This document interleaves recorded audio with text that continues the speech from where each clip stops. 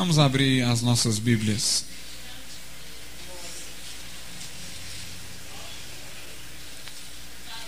No Evangelho que escreveu João.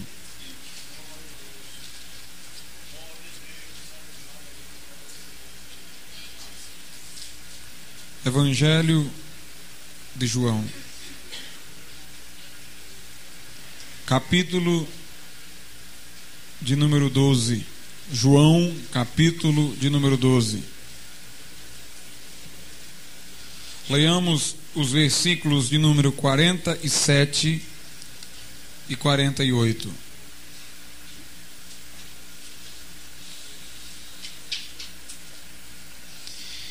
Se alguém ouvir as minhas palavras e não as guardar, eu não o julgo.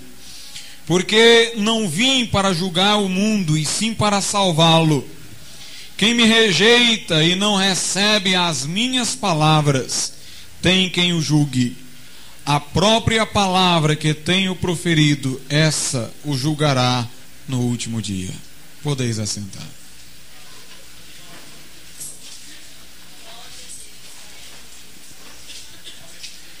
Meus amados irmãos, pelo que acabamos de ler, a Bíblia Sagrada é uma regra de julgamento. Ou seja, ela nos estabelece o que é condizente com a vontade de Deus e o que é contrário à vontade de Deus. Nos estabelece o que é o certo, nos estabelece o que é o errado. Preceitua de que forma devemos andar e veda qualquer comportamento contrário ao querer divino. A palavra de Deus é regra de prática, mas acima de tudo é regra de fé. Ela diz em que nós devemos crer e em que nós não devemos crer. E aqueles irmãos que se submetem no presente tempo ao julgamento da palavra, ou seja, aqueles que se permitem reger pela palavra de Deus, estes, por certo, não serão submetidos a um julgamento futuro para a condenação. Mas aqueles que livremente não querem se submeter aos julgamentos da palavra, ou seja, não querem fazer da palavra de Deus sua regra de fé e de prática, a encararão no futuro. Mas desta feita ela se apresentará como prumo para o juízo divino, como base, como régua para o juízo de Deus. E este juízo procedente da parte de Deus no futuro será para condenar aqueles que voluntariamente não se submeteram aos julgamentos, às afirmações, aos juízos contidos na palavra de Deus. Meus amados irmãos, como crentes no Senhor Jesus Cristo, principalmente como anabatistas, se formos falar dos diversos ramos, nós afirmamos, apregoamos com insistência a unicidade da palavra de Deus como única regra de fé e prática.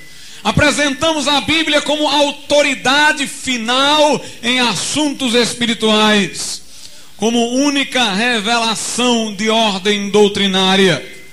Ensinamos a sua completude, suficiência, eficiência.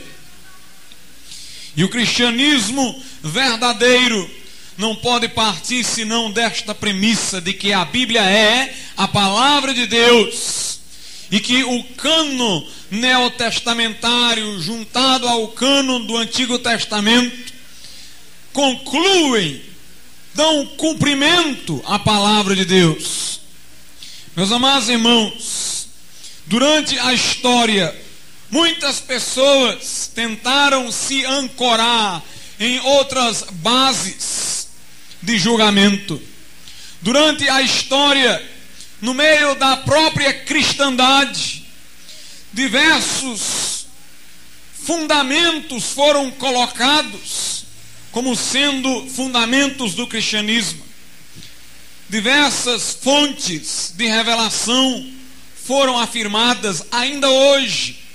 Nós temos, por exemplo, a Igreja dos Mórmons, ensinando que o livro Mórmon, ao lado da Bíblia, é a palavra de Deus. Nós temos, entre os testemunhas de Jeová, afirmações segundo as quais os livros que eles estabelecem de comentários à Sagrada Escritura são imprescindíveis para o entendimento da mesma, colocando os seus livros à altura da Bíblia Sagrada. A Igreja Católica diz que a tradição vale tanto quanto a Bíblia para definir assuntos de fé e que a palavra do Papa é infalível. Meus amados irmãos, entre muitos grupos pentecostais, a Bíblia não é respeitada como única regra de fé e de prática, porque a introspecção e o subjetivismo da espiritualidade de muitos, ou da pretensa espiritualidade, têm levado estes a se fiarem em seus próprios sentimentos, em suas próprias emoções, em detrimento da palavra de Deus.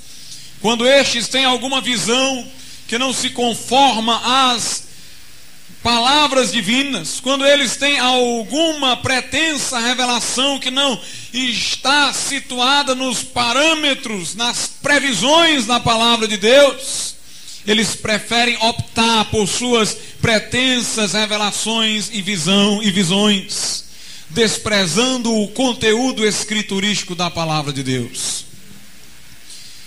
Mas não apenas na atualidade nós temos esta diversidade de fontes de revelação, entre aspas. No decorrer da história, meus amados irmãos, determinadas autoridades se apresentaram como tendo a resposta final para os assuntos espirituais. Poderíamos até dividir a história em função dessas autoridades apresentadas. Os historiadores costumam dividir a história sob o ponto de vista religioso, em momentos em que predominou uma ou outra autoridade definidora de assuntos de fé. Na Idade Média, por exemplo, a Igreja Católica teve domínio, a Igreja Católica teve expansão, e ela se fez, ela própria, autoridade em assuntos espirituais. A Igreja Romana era vista como um tribunal que fazia bom juízo em questões de fé. E para a Igreja Romana, ela sempre tinha a definição correta. Meus amados irmãos, duas correntes existiam dentro da Igreja Católica na Idade Média. Uma representada por Guilherme de Ockham, que dizia que o concílio de bispos da Igreja Católica tinha a palavra final. Eram os conciliaristas. Para estes, uma decisão de concílio equivale ao que está escrito na Bíblia. Para estes, um concílio devidamente convocado e reunido, sob a liderança do Papa, decidiria de tal forma que poderíamos dizer que a decisão era inerrante. Outros eram os papistas. Havia os conciliaristas e havia os papistas. Os papistas diziam que o Papa era a autoridade final, que não o concílio de bispos, mas a única pessoa do Papa, fazendo uma afirmação, solucionava qualquer questão ou controvérsia. O fato é que, caso alguém estivesse ao lado dos conciliaristas ou dos papistas, este alguém estava dizendo em última instância, estava dizendo em último plano, que a Igreja Católica tinha a palavra final em assuntos de fé. Por vezes, irmãos, os historiadores criticam a Bíblia, criticam a Sagrada Escritura, dizendo que durante a Idade Média, em que ela teve proeminência, diversas atrocidades foram cometidas. Mas convém que saibamos, para defender a fé cristã, que durante a Idade Média não foi a Bíblia que teve proeminência, foi a palavra papal e as decisões dos concílios. Durante a Idade Média, inclusive, o povo era proibido de ler a Bíblia. A leitura da Bíblia na missa era feita em latim, para que o povo ficasse ignorante das Sagradas Escrituras, porque de fato não era a Sagrada Escritura que estava sendo seguida pelos bispos e papas. Quando alguém afirmar para você que no período da história em que a Escritura teve proeminência, diversas atrocidades foram cometidas, lembre a este alguém que neste período em que as atrocidades religiosas foram cometidas em nome do cristianismo, não era a Bíblia que estava em proeminência, mas era a idolatria ao Papa e aos concílios. Faça essa afirmação, porque a verdade é que neste período a Bíblia era escondida do povo. Quando surgiu a reforma e a palavra de Deus foi traduzida para diversas línguas, aqueles que eram encontrados com Bíblia eram aprisionados, muitas vezes mortos, e inúmeros exemplares da Bíblia foram queimados em fogueira por determinação da Inquisição. Portanto, na Idade Média, foi a Igreja Romana que se apresentou como tribunal infalível, quer fazendo julgamentos através dos concílios, quer fazendo julgamentos através da palavra do Papa. O período medieval, portanto, foi o período em que a Igreja se apresentou como detentora de autoridade em assuntos espirituais e definidora de questões de fé.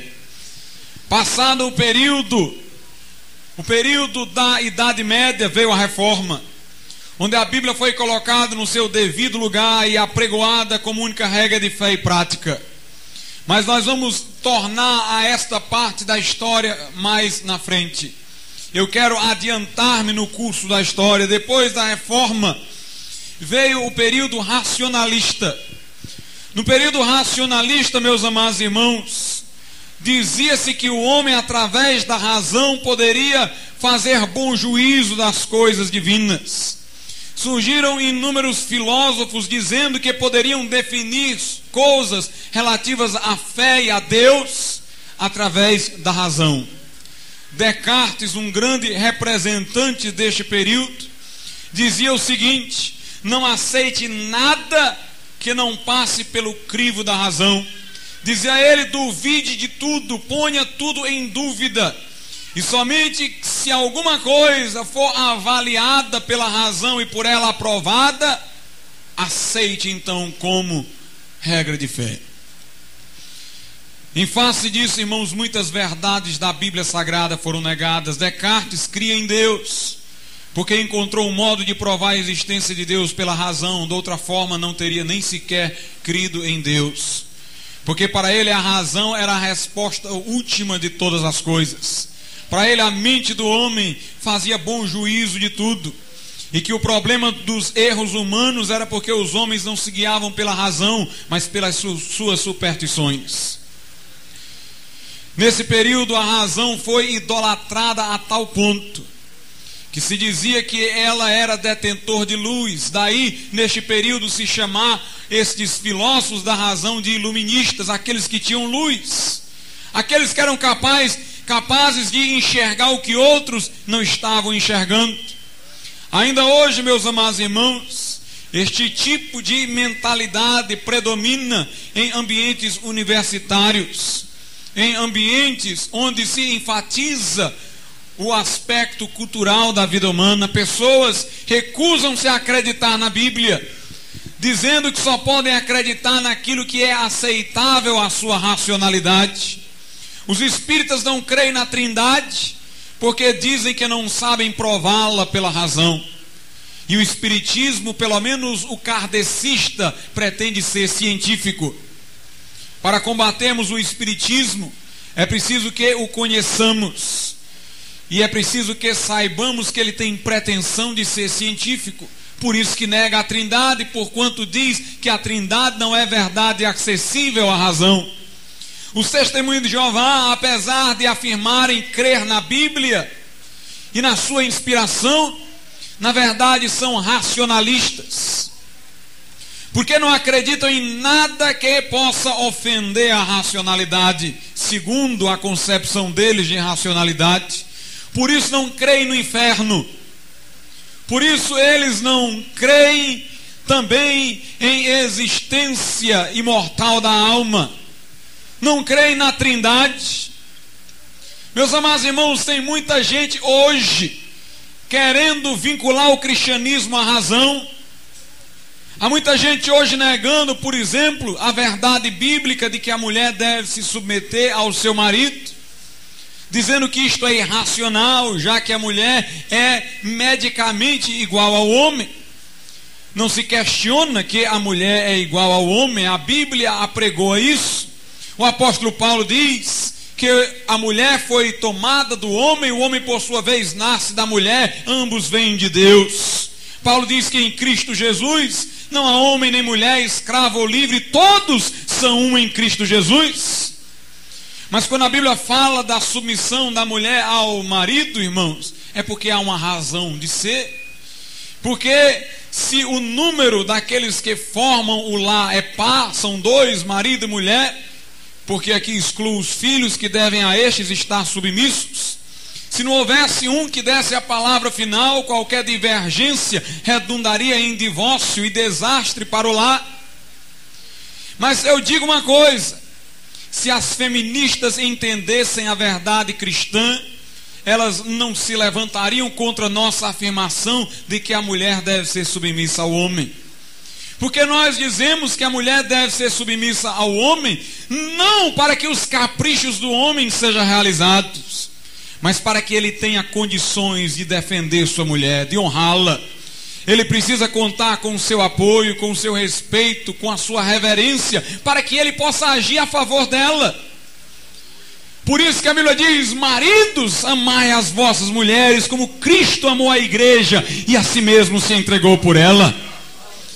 O marido cristão deve amar a sua esposa, amar de forma sacrificial, e precisa contar com a sua submissão. Não é para que realize ele os seus caprichos, é para que possa ele, contando com a submissão dela, agir em benefício dela. Meus amados irmãos, eu queria que as feministas soubessem que a coroa que nós colocamos na cabeça dos maridos não é de ouro, mas é a coroa de espinho semelhante à de nosso Senhor Jesus Cristo. Mas as pessoas não raciocinam corretamente, porque não raciocinam a partir das Escrituras, mas raciocinam a partir de suas próprias mentes, e chegam a verdades que são mentiras, porque não são verdadeiras verdades. Hoje em dia muita gente está se guiando pela razão.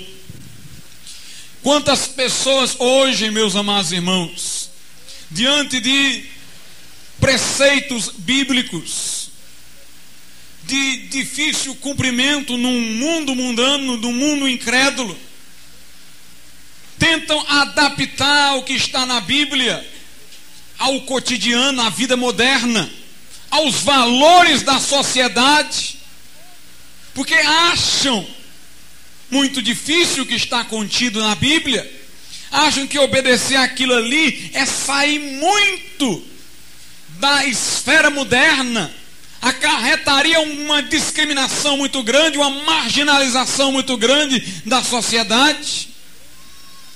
Quantas pessoas, irmãos, muitas vezes querem adaptar uma verdade bíblica, porque sabem que se segui-la à risca, vão ser taxados de bobos, de tolos.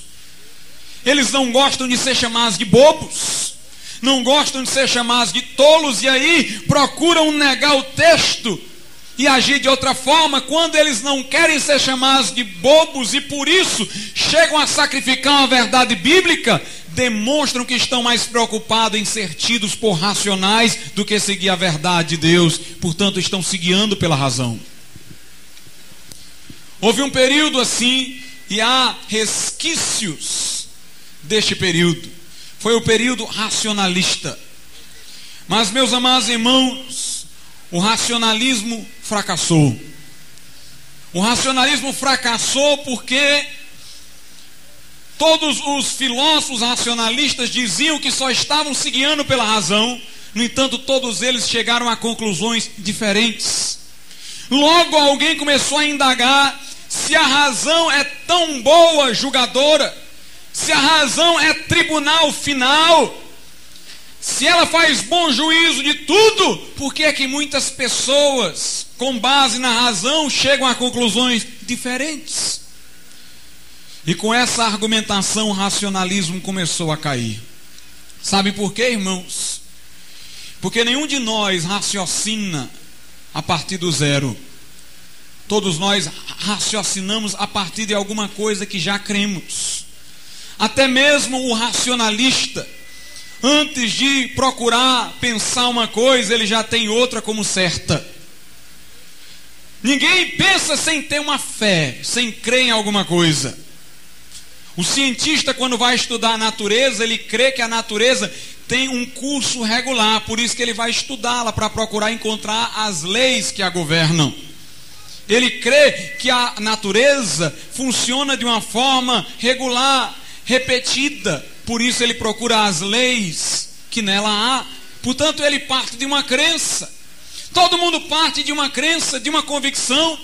E como os racionalistas tinham cada um deles uma crença diferente, um ponto de partida diferente, os seus raciocínios desembocaram em conclusões diferentes. Santo Agostinho disse uma coisa muito importante, que é considerado o fundamento da apologética cristã, ou seja, da defesa do cristianismo. Agostinho dizia o seguinte: no princípio, o homem estava em comunhão com Deus, e dessa comunhão com Deus, ele sempre raciocinava corretamente, porque estava ligado a Deus. Sempre que ele pensava, sua mente chegava às conclusões certas. Mas disse Agostinho, quando o homem caiu, quando o homem transgrediu, quando o homem violou o preceito divino, sua razão desligou-se de Deus, como todo o seu ser desligou-se de Deus. E ele passou a pensar sem rumo. Ficou como um navio que saiu do porto e ficou à deriva no meio do mar.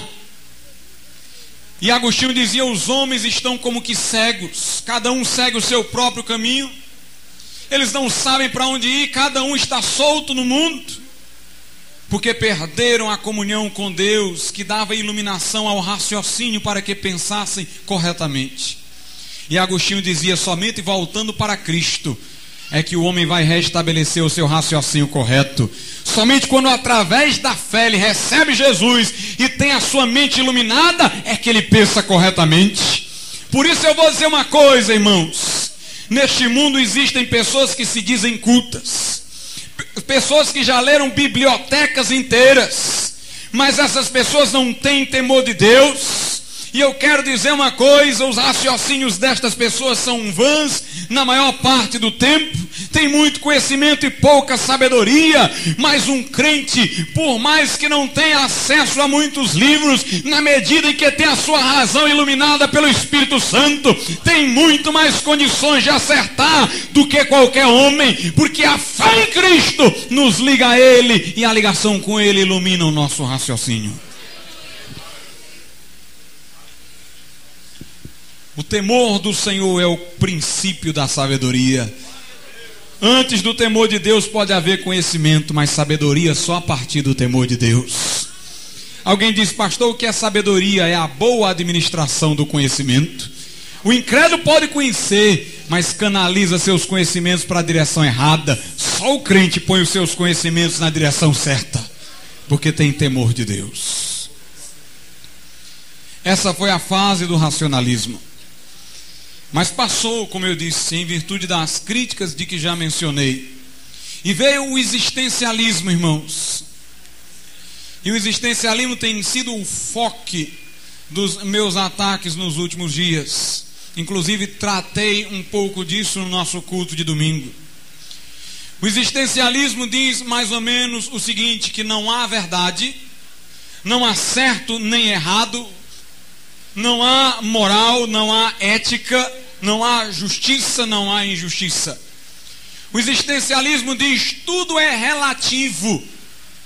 de acordo com a subjetividade de cada um. Cada um diz para si o que é certo e o que é errado. Cada um diz para si o que é verdadeiro e é falso. Cada homem é um mundo, cada cabeça é uma cabeça. Quantas vezes ouvimos essa expressão? Cada cabeça é uma cabeça. Nas músicas populares há uma que diz assim: a unanimidade é burra. Um certo cantor disse isso, que quando todas as pessoas chegam à mesma conclusão, isso é burrice. Cada um deve pensar diferente, cada um deve dizer uma coisa diferente. Eles acham que, por exemplo, uma unanimidade nas decisões da igreja é burrice. Meus irmãos, uma vez eu me encontrei com um pastor e eu fiquei pasmo com o que ele me disse. Não sabia ele que tipo de ideologia eu estava influenciando, porque ele não era existencialista, pelo menos explicitamente. Mas ele me disse assim: Glauco, eu quero que na minha igreja todo mundo pense diferente, tenha conclusões diferentes. Quanto mais gente variada, melhor. E ele chegou a dizer uma loucura que eu nunca me esqueci. Ele disse: eu quero que tenha o crente socialista na igreja, eu quero que tenha o crente sandinista, eu quero que tenha pluralidade. O mundo, irmãos, se alegra com pluralidade. Quanto mais pensamentos diferentes, o mundo diz melhor. Pode ser melhor para lá, irmãos, mas na casa de Deus, unanimidade. Todos nós temos a mente de Cristo, um só corpo, uma só esperança, uma só fé, um só batismo, um só Senhor, um só Espírito, um só Deus e Pai de todos, o qual é sobre todos e age em todos.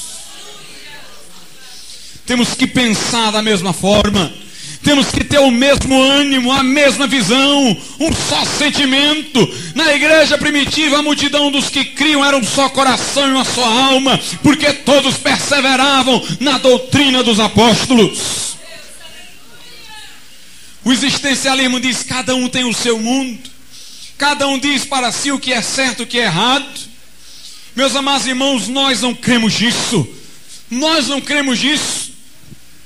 O existencialismo hoje traz para o mundo um tipo de vida semelhante àquela que o povo de Israel teve na época dos...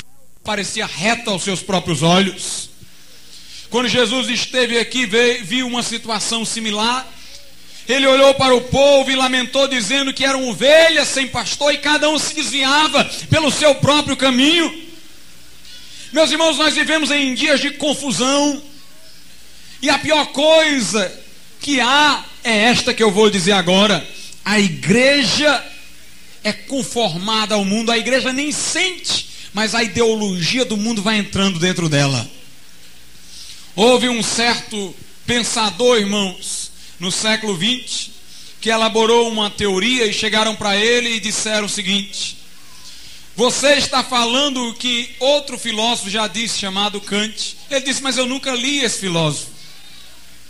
A conclusão que se tira dessa pequena história é que quando há um filósofo, um pensador que faz do seu pensamento o predominante numa época, mesmo as pessoas que desconhecem esse pensamento, indiretamente, porque esse pensamento está encharcando a sociedade, se vê influenciada por ele.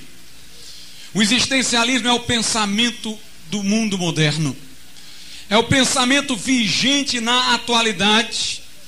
E meus irmãos, muitas vezes a igreja nem sente, mas está pensando como estes homens pensam.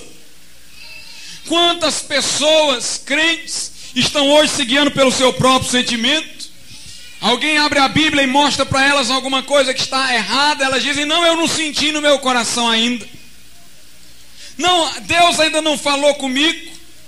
Como se fosse preciso uma voz subjetiva para dizer o que é certo e errado, quando nós temos a regra objetiva da palavra de Deus.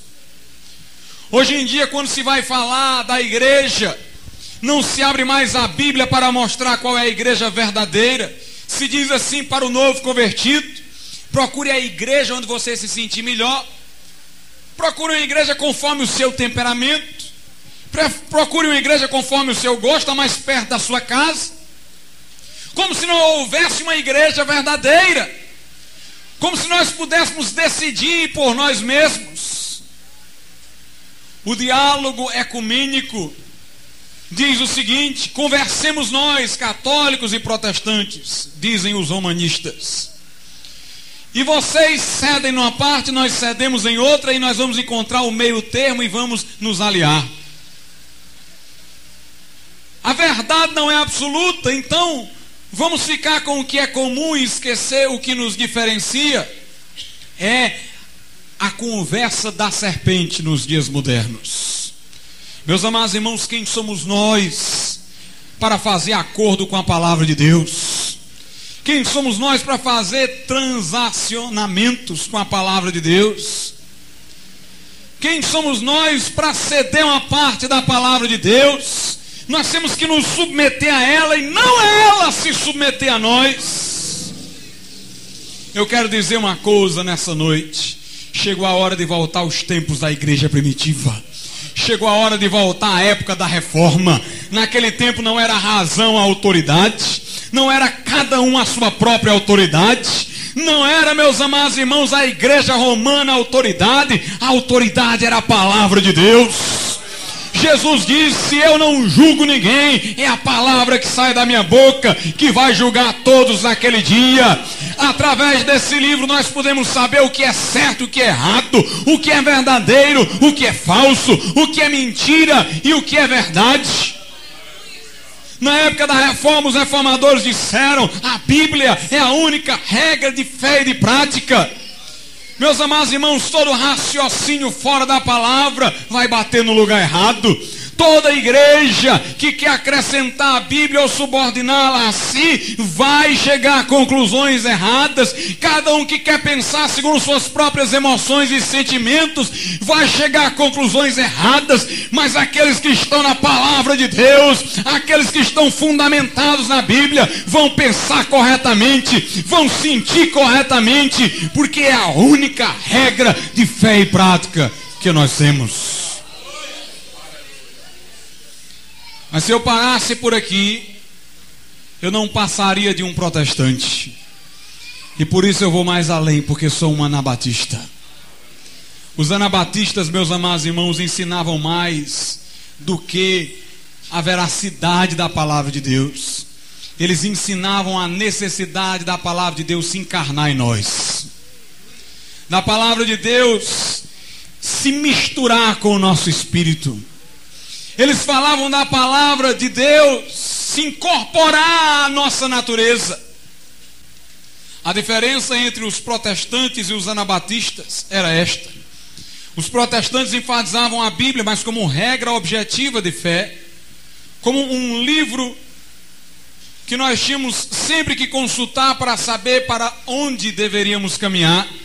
Os anabatistas afirmavam isso também, mas os anabatistas diziam: não podemos ficar toda hora procurando na Bíblia o que fazer, se é certo ou que é errado. É preciso lê-la, e na medida que lê-la, ter experiências tão profundas com Deus que a verdade da Bíblia fica carimbada em nós.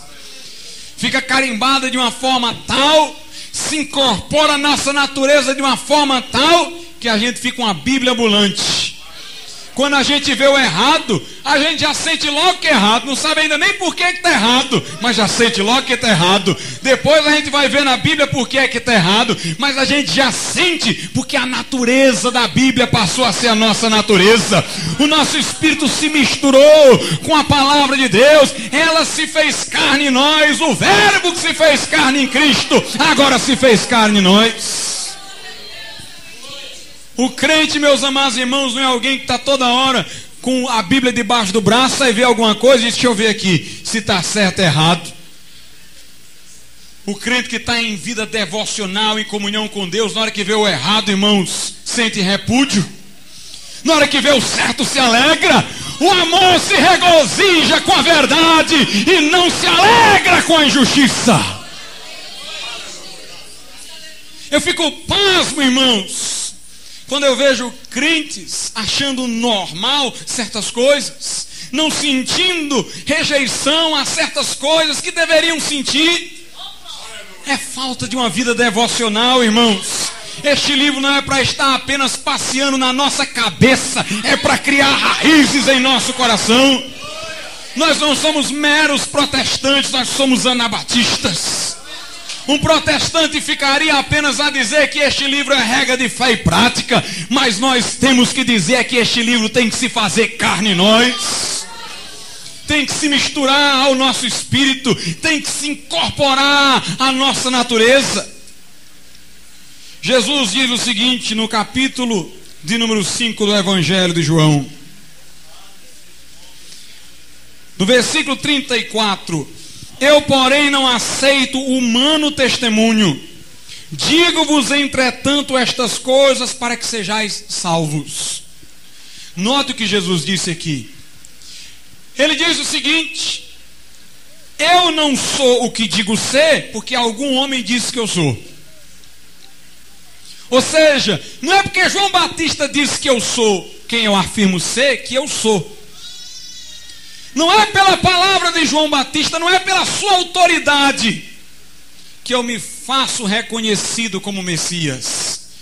Porque se vocês crerem em mim, por causa da autoridade de um homem, vocês não vão ser salvos.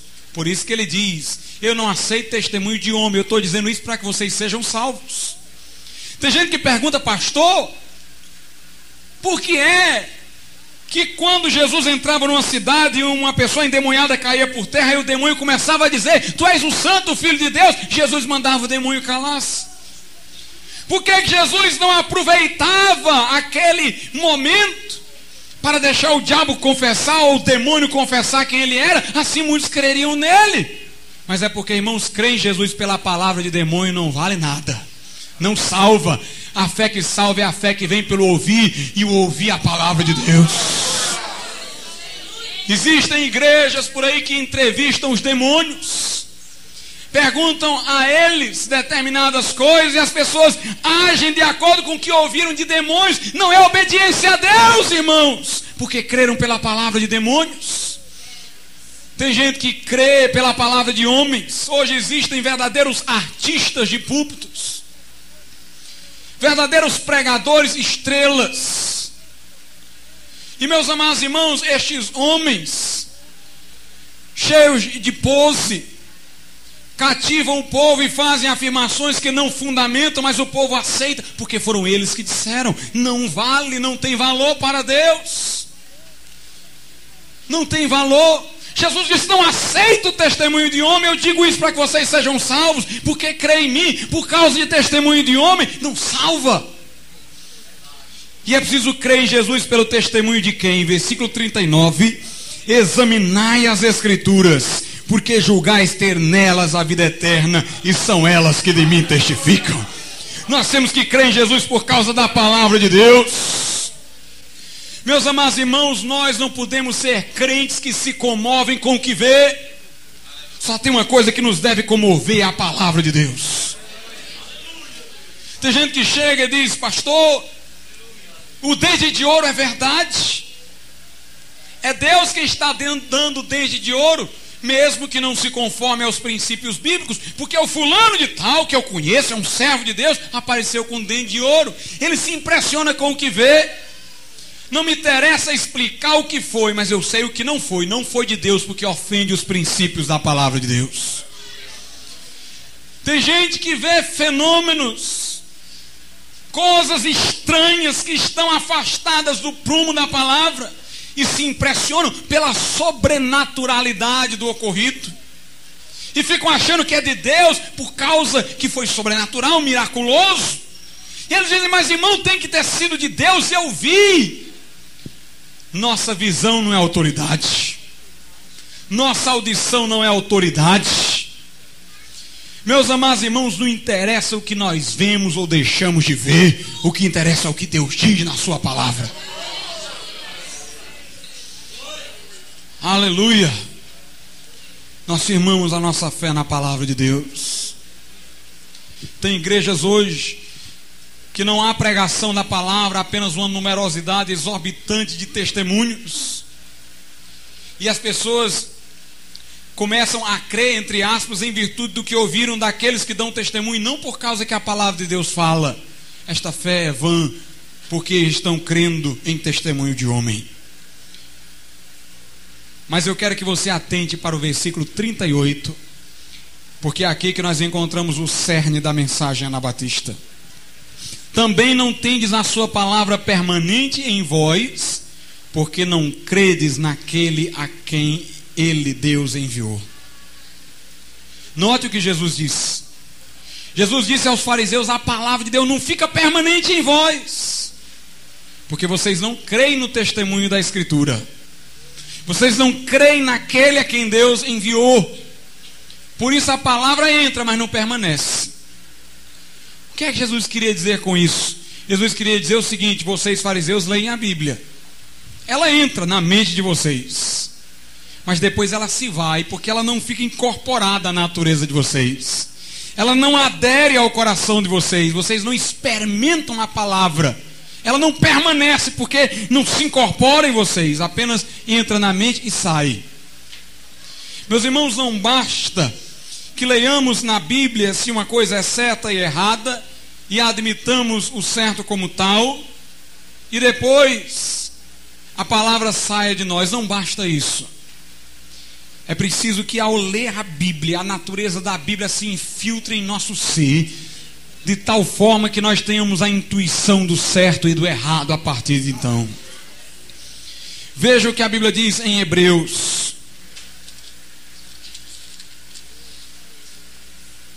Hebreus, no capítulo de número 5, no versículo 13 diz: ora, todo aquele que se alimenta de leite é inexperiente na palavra da justiça, porque é criança. Há muita gente que é inexperiente na palavra. Note o que se fala aqui, não é de ler a Bíblia, é de experimentar a Bíblia. O crente tem que ter experiências na palavra. Davi entendia isso, porquanto disse: quando eu leio a tua palavra e nela medito, um fogo se acende no meu coração. Os discípulos de Emaús experimentaram a palavra quando um fogo ardia em seus corações enquanto Jesus falava. Meus amados irmãos, há muita gente que é inexperiente na palavra, a palavra não entra na experiência dele. Tiago, falando destes, diz que eles ouvem, mas não praticam, porque são semelhantes a alguém que chega diante do espelho e vê sua imagem, mas depois sai e se esquece da imagem sua que viu. O que Tiago quer dizer é o seguinte: há muita gente que lê a Bíblia, na hora que ele está lendo a Bíblia, está ali na mente dele, mas quando ele para de ler e vai para o cotidiano, ele não tem a intuição do certo e do errado, ele tropeça, ele cai, porque a palavra não se encarnou nele. Ele viu a imagem que deveria ter, mas ele esqueceu-se na hora do desafio de como deveria ser, porque a palavra não permaneceu nele, apenas passeou por um instante enquanto ele lia por sua mente.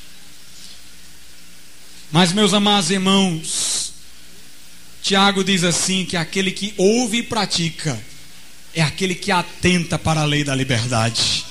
Note que atenta. Há um homem que chega diante do espelho, olha rapidamente, depois se vai. É aquele que lê a Bíblia apressadamente, só para saber o certo e o errado, não quer ter experiência devocional, não quer debruçar sobre ela, não quer meditar nela, não quer encontrar Deus por intermédio dela. Este daí é aquele que se vê no espelho e quando sai esquece como era. Mas o que atenta para a lei da liberdade, aquele que lê e medita, aquele que enquanto medita o fogo queima e arde em seu coração, aquele que experimenta a palavra, meus irmãos, ele não apenas ouve o que ela diz, ele a pratica, porque ela se incorpora à sua natureza.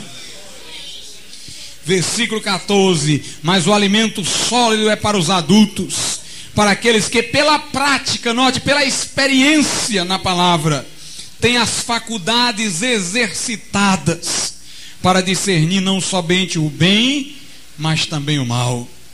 Nós não podemos ser como meninos levados ao redor por todo o vento de doutrina. Precisamos sempre ser esclarecidos, porque sempre confusos, indefinidos e indecisos. Chegou a hora, irmãos, de ter crente que fale não sim não, como diz o apóstolo Paulo, mas fale só sim. Chegou a hora, irmãos, de crentes que têm posição definida, que são resolutos. Eu nunca vi um período de tanta covardia como hoje. Ninguém quer dar opinião sobre nada. Os livros da atualidade que se afirmam evangélicos trazem textos enormes, sem nenhuma conclusão. Pessoas escrevem, falam, circulam o ponto em questão, mas não chegam a uma definição. Qualquer coisa hoje que precisa de uma resposta é tratada da seguinte forma: não, isso é muito controverso, isso é muito complicado, é muito confuso. Na verdade não o é, irmãos. É porque as pessoas sabem o que está na Bíblia, mas sabem que cumpri-la exigirá muita renúncia e exigirá a superação de muitos desafios. Como não querem cumprir a palavra como está, começam a dizer que é controverso. A controvérsia não está dentro da palavra, está entre a palavra de Deus e a vontade deles que não quer se dobrar. A Bíblia diz: não vos conformeis com este século, transformai-vos pela renovação da vossa mente. E quem renova a nossa mente é a palavra de Deus. Chegou a hora de pessoas determinadas, irmãos. Igreja Batista Renovada Moriá. Vivemos em um mundo confuso, em uma cristandade confusa, mas nós temos a palavra. Para quem não sabe, eu vou dizer por que essa igreja se chama Moriá. Porque foi neste monte que se chama Moriá que Abraão pegou o seu único filho, o seu bem-amado, e levou para lá imolá-lo, porque Deus o tinha pedido. E Abraão amava tanto a Deus que estava disposto a renunciar o seu mais bem-querido filho para cumprir a vontade de Deus. E quando essa igreja começou, nós demos o nome de Moriá porque dissemos entre nós: nós não vamos ceder.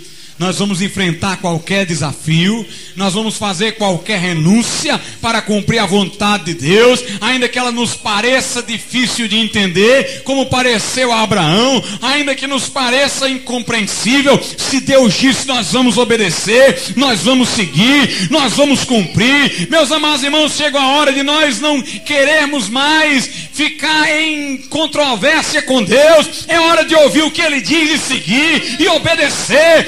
Igreja do Senhor, digamos como Isaías: eis-me aqui, envia-me a mim. Digamos como Maria: eis aqui a serva do Senhor, cumpra-se em mim segundo a sua vontade. Digamos como Samuel: fala, Senhor, que o teu servo ouve. Digamos como Jesus: faça-se a tua vontade. Oremos a oração do Pai Nosso: faça-se a tua vontade na terra, assim como ela é feita no céu. Vamos ficar de pé. Aleluia.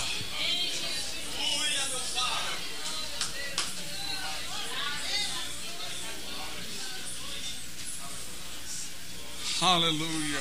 Aleluia.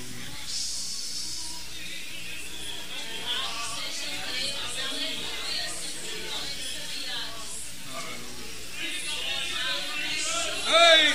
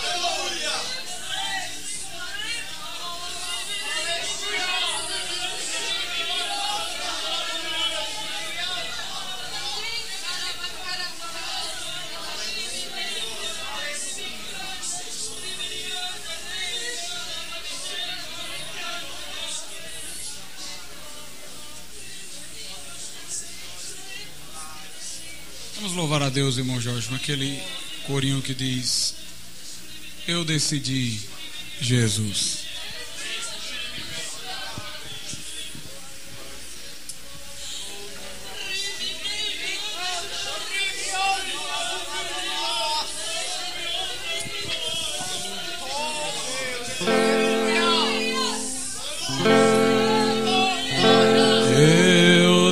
decidi, Jesus,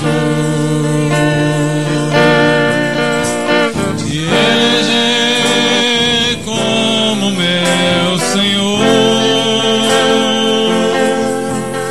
Meu direito é de não ter direito algum. Meu querer é tão somente o teu querer. Para isso empenho minha palavra numa aliança que faço por amor. Aceita, Senhor, a minha vida. Aceita, Senhor, esta aliança. Aroma suave em tua presença, seja sempre o meu louvor. Seja sempre o meu louvor. Eu decidi,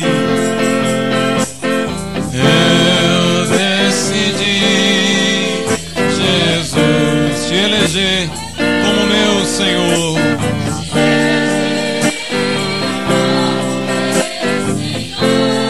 Meu direito é de não ter direito algum, de não ter direito algum. Meu querer é tão somente o teu querer. Para isto empenho minha palavra. Aleluia. Bendito Deus. Uma aliança que faço por amor. Aceita, Senhor, a minha vida. Aceita, Senhor, a minha vida. Aceita, Senhor, esta aliança. Aroma suave em tua presença, seja sempre o meu louvor. Seja sempre o meu louvor. Aceita, Senhor, a minha vida. Aceita, Senhor, a minha vida. Aceita, Senhor, esta aliança. Aroma suave em tua presença, seja sempre o meu louvor.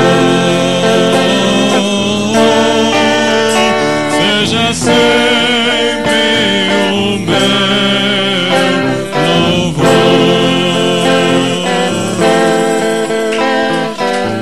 Aleluia. Bendito seja Deus.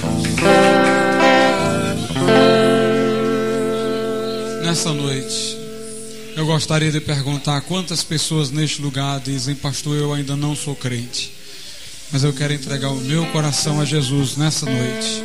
Levante a sua mão e nós vamos orar por você. Onde está a primeira pessoa que diz: eu quero entregar o meu coração a Jesus? Se houver alguém, não perca essa oportunidade. Levante sua mão direita ou esquerda. Iremos orar por tua vida nesse instante. Se houver alguém, dê um sinal. Amém. Deus abençoe. Temos uma pessoa. Quem mais quer entregar o coração a Jesus hoje à noite? Você que ainda não levantou a mão, Deus está esperando por você. Dê um sinal com a sua mão. Deus abençoe. Temos uma segunda pessoa.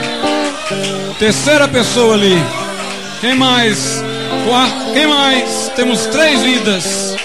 Deus está esperando por ti. Levante também sua mão, você que ainda não é crente.